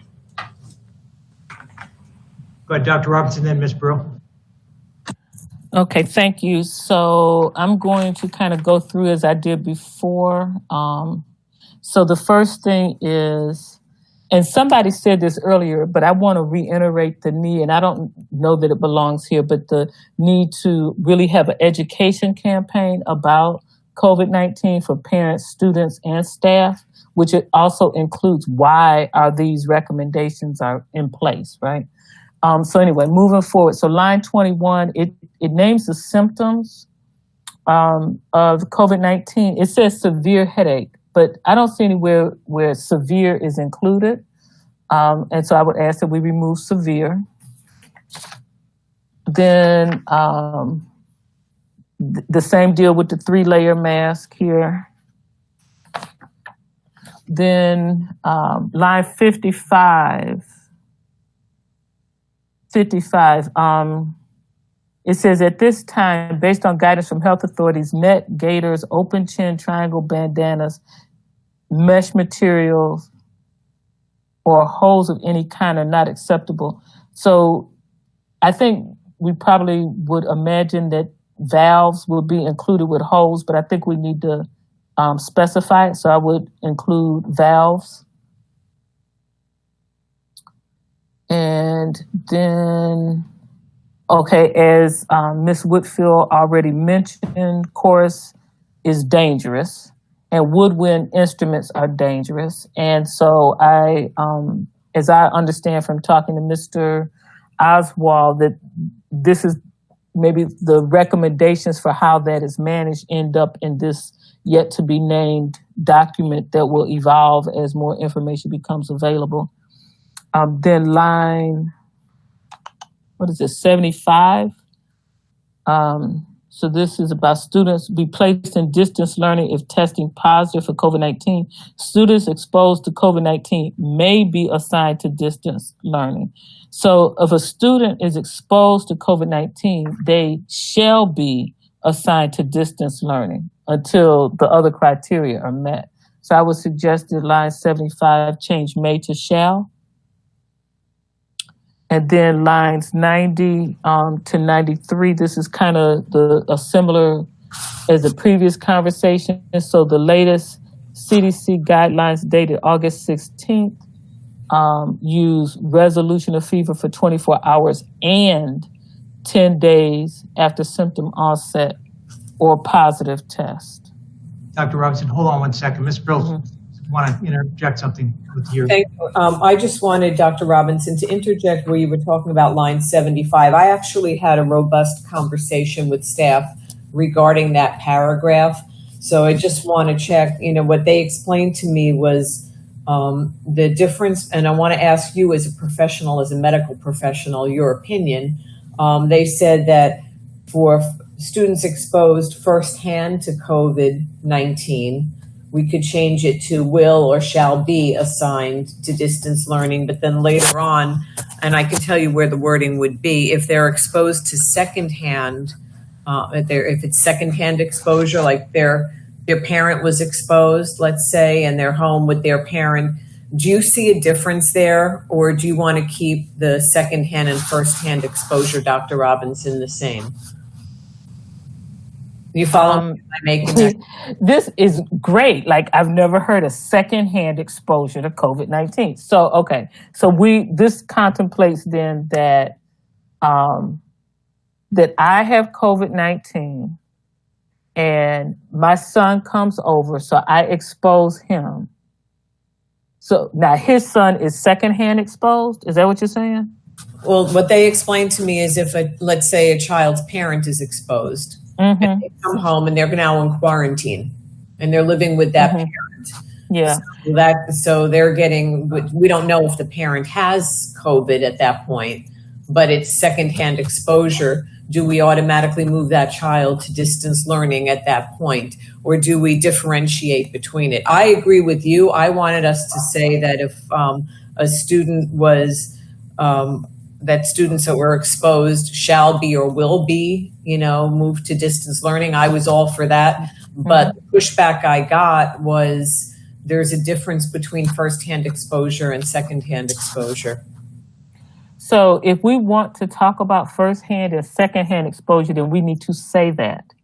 I have never heard or read any medical people talk about secondhand exposure, right? I think it's a very interesting question because of like the world we live in and the environments in school. But here with the definition of exposure implies first-hand exposure. And so they shall be placed on distance learning. I think that we need to ask, that's a question I've been down many not COVID-19 rabbit holes. That's not one I've been down yet. So I can explore it, or Dr. Fenoy can ask his health advisory committee or whatever. I just have not read anything where anybody has gone down that hole yet. Okay, so if I can just propose the language for you and for the committee to look at, what I was going to at our board meeting suggest is that at line 75, starting at the end of 74, students exposed firsthand to COVID-19 shall be or will be assigned, blah, blah, blah. And then getting down to the end of the paragraph at line 80 to 81, where it says, at the end of 80, on whether or not students, well, I'll read the whole sentence so you get it. The school administration will assess the situation in conjunction with the Department of Health and other school district staff on whether or not students exposed secondhand to COVID-19 will be assigned to distance learning. So I hope I made that clear, but that could be the conversation. Well, I don't have any objection to that. Whatever staff person was talking about secondhand, I would like for them to refer whatever documents they were looking at. So, because as I said, that's just not a hole I've gone down yet. So, very interesting concept, though.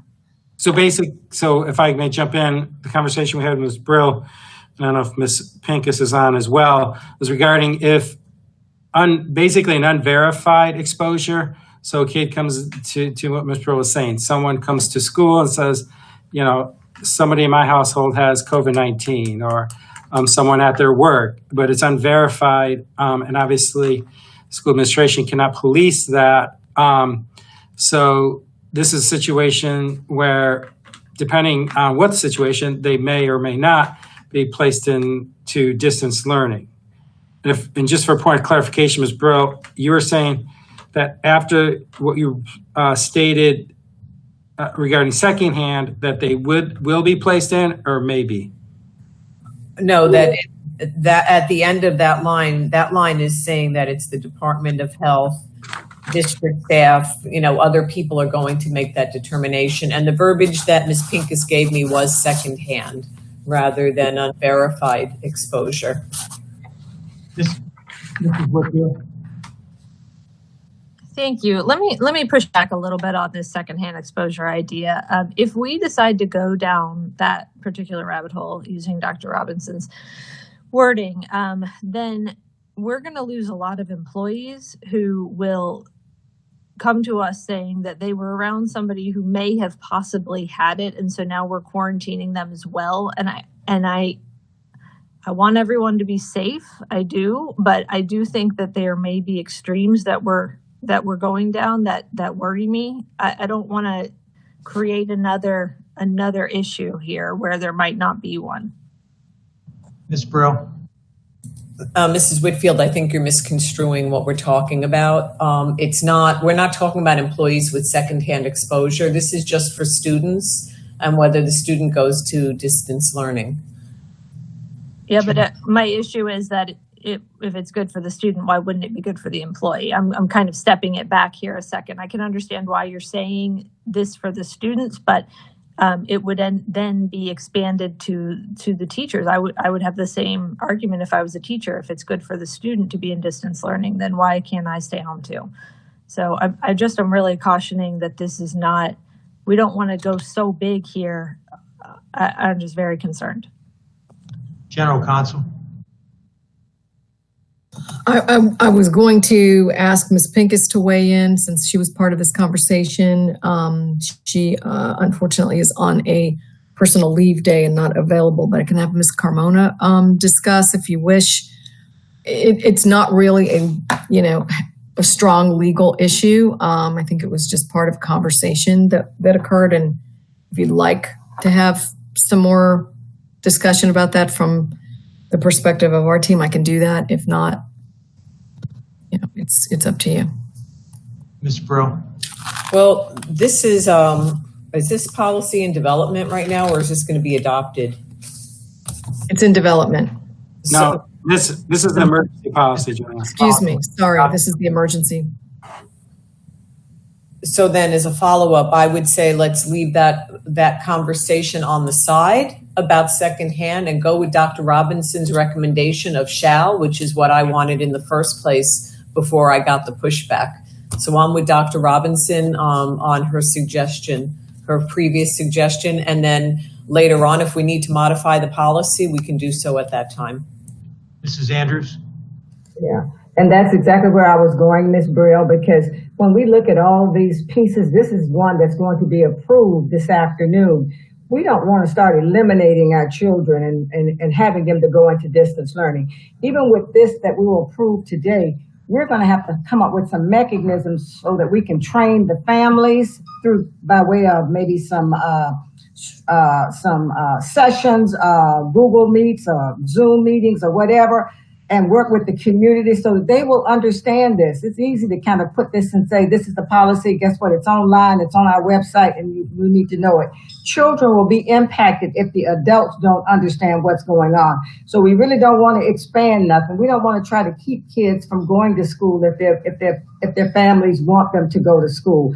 And we really want everybody to be safe, but we have to educate people, and we really need to spend some time. I know this is something, a 90-day policy, but when we finish talking about this afternoon, I really want to figure out how we're going to get this message to the adults in our community to make sure that they understand so that the children won't be impacted in a negative way and they can get to the business of being safe.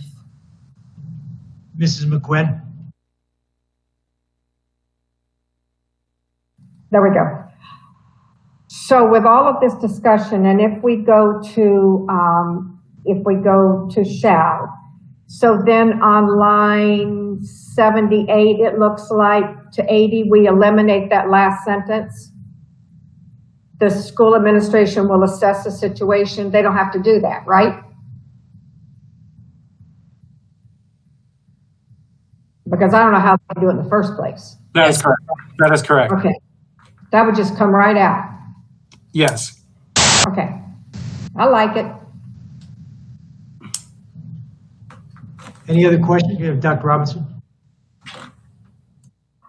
Okay, thank you. So let's see, we already talked about lines 89 to 93, right? And the change to stay home, they can return to school once they've been out for 10 days instead of 14 days,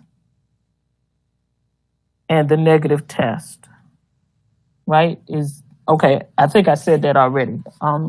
So moving on, 98 or so. So I think this is the same issue as the enclosed space. So maybe if we can look at the language about that we're going to contemplate for the other policy about the definition of close contact, including like the kids who've been on the school bus with you, because I don't know that this policy is written includes that. includes, we were in the same classroom, we were on the same bus. And so we might need to tweak either the policy or the definition of close contact there for students as well. And then lastly, I think my last question on this one is with line 107, the student will report to an isolation area. So that's separate and apart from the health room that school nurses are in. Am I correct? Yes, that's correct. Okay. All right, thank you. And just Dr. Robinson, for clarification, I'm assuming then we will make that same change to may to shall in line 126 for those as students identified in 5C. And making that from 14 days to 10 days. Mr. Oswald, let me ask you a question. So thank you for that. We're back on what Dr. Robinson read in 95. Any student who tests positive must immediately provide administration. Are we talking about a kindergarten kid? He's got to now immediately provide a list to the administration of all the people they were in contact with. I mean, how are we going to enforce that? The child may not even know the names of the other kids in the classroom, or the names of the kids that he saw in the bathroom, or the names of the kids who were on his bus. I mean, we need to have some leniency here, because when these little ones are asked to do something, it's easy for middle school and high school kids to come up with that information, but the little ones are not going to be. Ms. Barber, let me offer a suggestion. I heard something from a call from some other superintendents that I actually liked. I haven't had time to share it with staff yet today, but I think for the younger grades, we need to look at like very strict seating charts. So then that way, then the adults can handle that. So I think some sort of training for parents, obviously, about what's happening in the child's life at home. And obviously with the younger kids, again, speaking of a father of a 4-year-old, I control her movements. So I can tell you where she was and where she wasn't. But I think in the schools, if we create seating charts, movement charts, and we dictate that, then we wouldn't expect the babies to do that. We would control that for them. We just would have to be clear, and now that's an accountability thing. If this is something that my team agrees with me on, then it's going to be mandatory seating charts. And I'm actually arguing K-12, so that we'll know where these kids are at all times. And then if we, and as this progresses, if we have to move into pod-like structures and move kids in groups, then we're used to that from the beginning. A lot of times people will just say, pick a seat, and then that'll be your seat for the whole year. I think we do it opposite now. I think we control all of that to the best of our ability, and that way we'll have documentation of where all that flows. Now I'm literally just getting off a call about this, but I just wanted to share that with the group, because I think that's an idea that could solve the problem because I thought about it too when it came up in that policy earlier. Right, Doug. Thanks, Dr. Fry. I think that's a great idea. I mean, if we know that one child's COVID, it's got the infection, you just call the teacher and say, who's sitting around that child? I mean, let's see the seating chart. We know immediately which kids have to be notified.